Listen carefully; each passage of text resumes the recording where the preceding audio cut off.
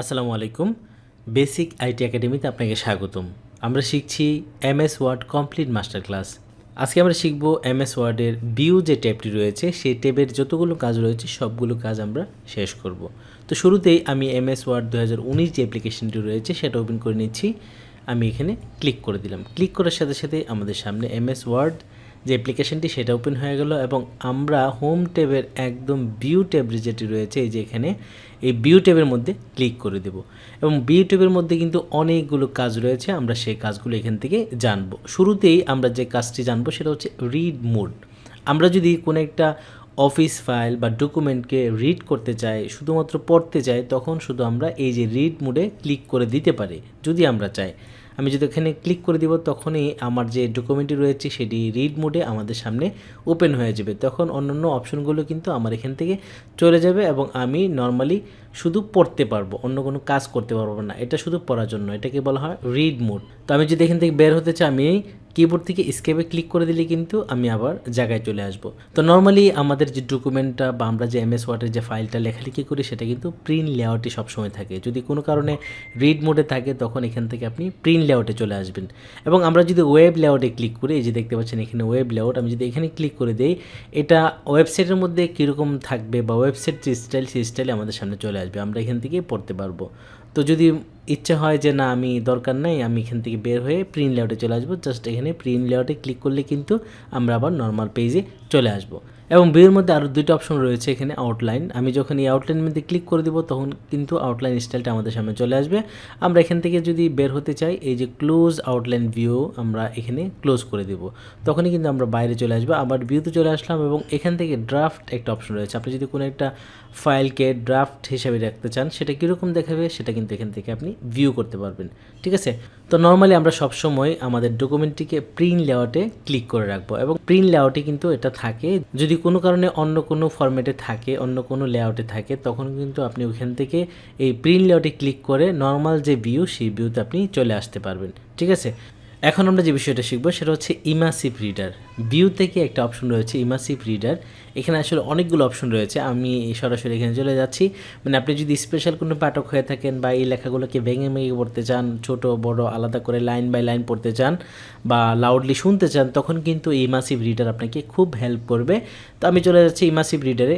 View থেকে immersive রিডারে যখন আমি ক্লিক করে দেব তখনই দেখেন আমাদের সামনে এই ইমার্সিভ রিডার যে পড়ার যে অপশনটা সেটা চলে আসবে এবং দেখেন লেখাগুলো কিন্তু একটা মানে নির্দিষ্ট ফাঁকা ফাঁকা অংশ বা আলাদা আলাদা হয়ে আছে, যাতে আমরা খুব সহজ করে এই বানানগুলো পড়তে পারি বা এইটা বুঝতে পারি। সেটা পড়ার জন্য কিন্তু সুন্দর করে চলে আসছে। তো এখানে দেখেন কলাম দেওয়া আছে, এই যে কলাম ওয়াইডটা দেওয়া আছে। আমরা যে এই যে ওয়াইড দেওয়া আছে এটাকে যদি আমরা আরও ওয়াইড করতে চাই বা আরও মানে নেরো করতে চাই, সেই বিষয়টা আমরা কীভাবে দেখব। এই যে কলামে চলে যাব, যাওয়ার পর দেখেন এখানে মডারেট দেওয়া আছে। আমি যদি ওয়াইড দেই এখানে দেখেন লেখাটা কিন্তু একদম পুরো পেজ জুড়ে ওয়াইড হয়ে গেল। ঠিক আছে। তো এটাকে যদি আমরা আরেকটু নেরো করতে চাই, এই যে এখানে ক্লিক করে দিই দেখেন একদম ছোট হয়ে গেল, নেরো হয়ে গেল। আমি যদি এটাকে ভেরি নেরো দেই, এই যে ভেরি নেরো দেই, তখন দেখেন আরও চিপা হয়ে গেল লেখাটা। ঠিক আছে। তো নর্মালি আমরা মডারেটে ক্লিক করে রাখবো। এটা হচ্ছে মিডিয়াম একটা সাইজ। এবং এই যে পেজটা রয়েছে এটাকে যদি আমরা কালার করতে চাই, মানে একটু লাইটটা ভিন্ন টাইপের করতে চাই, তখন দেখেন পেজ কালার রয়েছে। আমি যখন এই এরোচনিতে ক্লিক করে দেবো পেজ কালারের, তখন দেখেন এখানে এই যে এটা নাম দেওয়া আছে। আমি যদি এখান থেকে একটু কালার করতে চাই, দেখেন ইয়েলো টাইপের একটা কালার চলে আসছে, যেটা চোখের মধ্যে আসলে একটু ভালো লাগবে, যে আপনার চোখের মধ্যে কোনো ইফেক্ট পড়বে না। এটা হচ্ছে মানে রিড করার ক্ষেত্রে আপনাকে যদি অনেকক্ষণ সময় আপনি পড়তে চান তখন কিন্তু এই যে স্টাইলটা বা এই কালারটা আপনি দিতে পারেন। এবং আপনি যদি চান এই লেখাটাকে একদম নাইট মোড করে নিতে, তখন এখান থেকে আপনি পেজ কালারে চলে যাবেন। এই যে আমি পেজ কালারে চলে গেলাম এবং এখান থেকে ইনভার্সে ক্লিক করে দেব। দেখেন কালোর মধ্যে সাদা লেখাটা মোটামুটি অনেক সুন্দর দেখাচ্ছে। এখন যদি চান লেখাটাকে আরও বড় করতে, ছোট করতে, সেটা কিন্তু আপনি এখান থেকে করতে পারেন। এবং আমি যদি চাই যে না এই স্পেসটা আমার দরকার নেই, টেক্সটের মধ্যে যে স্পেস দেওয়া আছে প্রত্যেকটা লাইনের পরে বা প্রত্যেকটা অক্ষরের পরে একটা স্পেস দেওয়া আছে, একদম ভেঙে ভেঙে করা আছে, এটাকে যদি আপনি মনে করেন যে না আমার এই স্পেস দরকার নেই, এই যে দেখতে পাচ্ছেন টেক্সট স্পেসিং এটাতে ক্লিক দেওয়া আছে। আপনি যদি এটাতে ক্লিক করে টিক চিহ্নতে উঠিয়ে দেন তখন কিন্তু দেখেন টেক্সট যে স্পেস ছিল সেটা কিন্তু এখান থেকে চলে গেছে। আবার যদি দিতে চাই এখান থেকে টেক্সট স্পেসিংয়ে যখন আমি ক্লিক করে দেবো তখন কিন্তু প্রত্যেকটা লেখা একদম স্পেস করে করে আমাদের সামনে চলে আসবে। ঠিক আছে, তো এখন যদি চাই যে এই লেখাটা আমাকে পড়ে শোনাবে, স্পেস দিয়ে দিয়ে আমি একদম বড় করে রাখলাম যাতে সুন্দর করে আমি পড়তে পারি, বা এখান থেকে একটু জুমও করে দিতে পারি। আমি এই যে একটু জুম করে দিলাম এবং শুরুতে যদি আমি ক্লিক করে দিই, এই যে মাউসটা দিয়ে একদম শুরুতে ক্লিক করে দিলাম এবং এখানে দেখেন রিড অ্যালাউড যখন আমি ক্লিক করে দেব তখন কিন্তু কম্পিউটার বা এই এমএস অফিস আমাকে পড়ে পড়ে শোনাবে এখানে কি লেখা রয়েছে। তো আমি রিড অ্যালাউডে ক্লিক করে দিলাম। Video provides a powerful way to help you prove your point.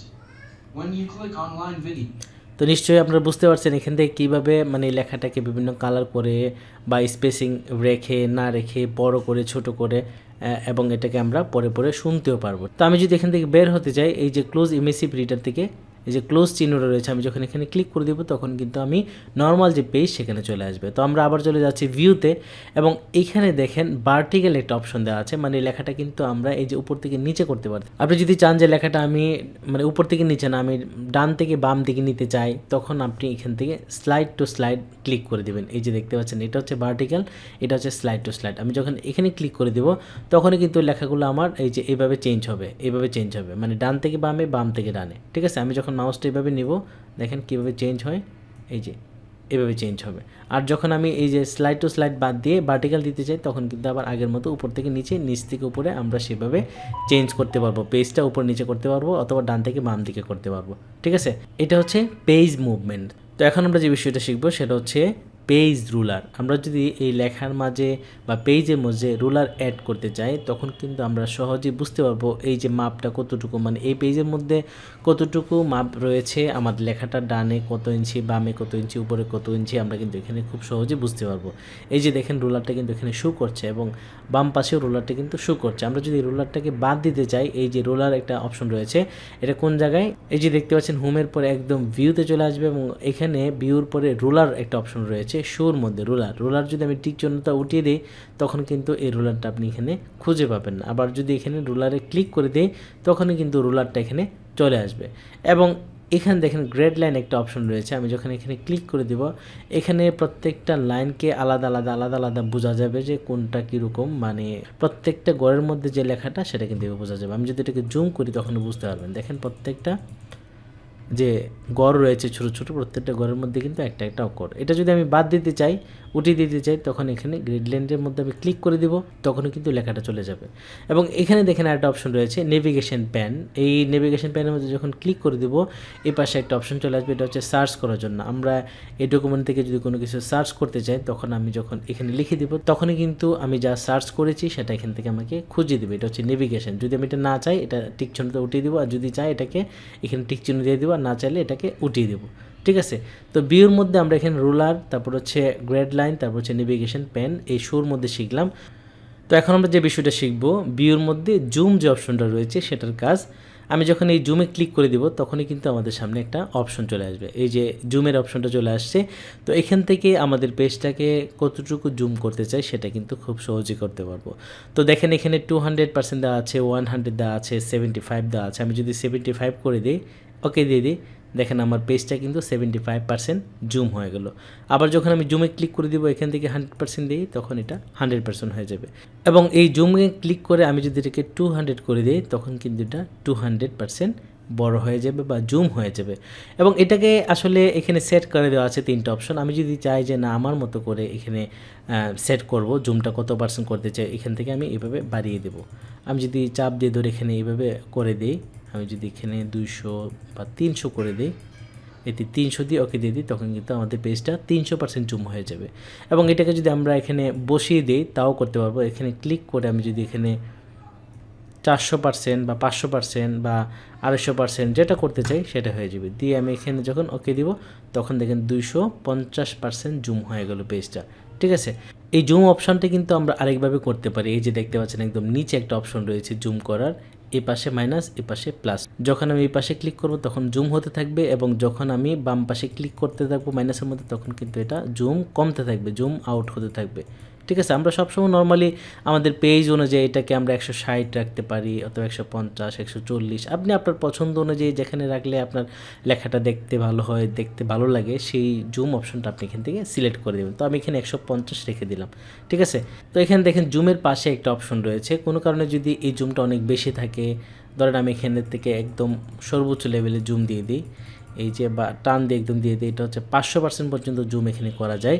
তো এই জুম থেকে বের হওয়ার জন্য আমি এখান থেকে হয়তো ক্লিক করে করে বের হব, অথবা এখানে জুমে এসে আমি এখানে সেট করে দেবো। তার চেয়ে বরং আমি যদি এখানে এই যে 100% দেওয়া আছে, আমি যদি এখানে ক্লিক করে দিই, এক ক্লিকে কিন্তু যত বড় জুমই থাক অথবা জুম কমই থাক সেটা কিন্তু 100%-এ চলে আসবে।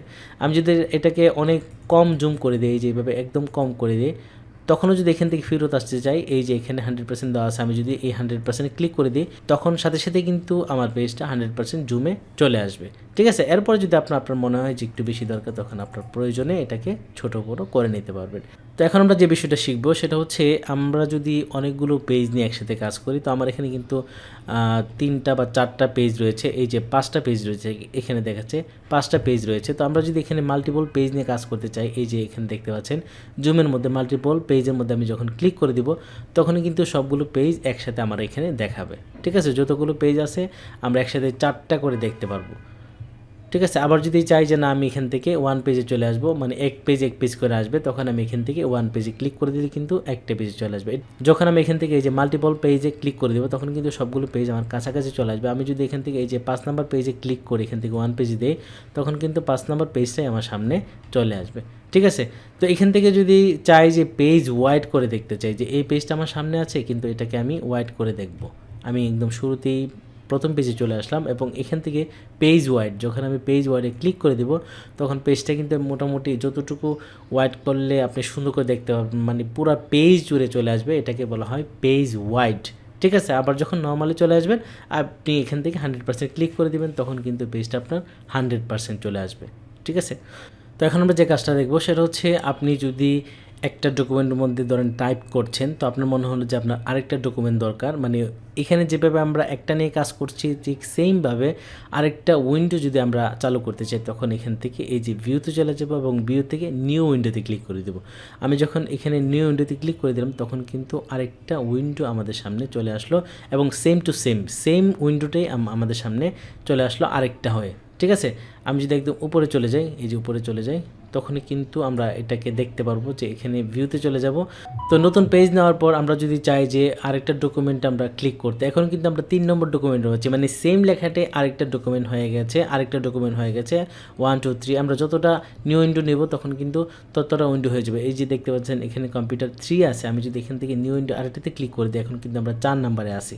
ঠিক আছে, আমি ভিউতে চলে যাই এবং এখান থেকে আমি যে উইন্ডোতে বা যে পেজে যেতে চাই, এই যে শো উইন্ডো, আমি যখন এখানে ক্লিক করে দেব, দেখেন আমরা 4 নাম্বার উইন্ডোতে রয়েছে। আমরা যদি এই 2তে চলে যাই, দেখেন আমি এখন কিন্তু 2 নাম্বারে চলে আসছি এবং অ্যারেঞ্জ অল, আমি যখন এই অ্যারেঞ্জে ক্লিক করে দেবো, তখন কিন্তু সবগুলো পেজ আমাদের সামনে চলে আসছে। আমরা যদি এখান থেকে ক্লোজ করে দিতে চাই একটা একটা করে, সেটা কিন্তু আমরা করে দিতে পারি, এটাকে ক্লোজ করে দিতে পারি, এটাকে ক্লোজ করে দিতে পারি। এবং নর্মালি আমরা যদি একটা পেজে রাখতে চাই, তখন 1-এ চলে আসবে এবং অ্যারেঞ্জ অলে যখন আবার ক্লিক করে দিব, তখন কিন্তু একটা পেজে আমি চলে আসলাম। এবং এই পেজটাকে যদি আমি স্পিল করতে চাই, মানে 2টা ভাগে ভাগ করতে চাই, তখন আমি এখান থেকে এই যে ভিউ, তারপর হচ্ছে উইন্ডোর মধ্যে স্পিল দেওয়া আছে, আমি যখন এখানে ক্লিক করে দেব, তখন দেখেন এই পেজটা কিন্তু 2টা ভাগ হয়ে গেল। ঠিক আছে, এখানে মানে সেমভাবে আমি 2টা কাজ করতে পারি।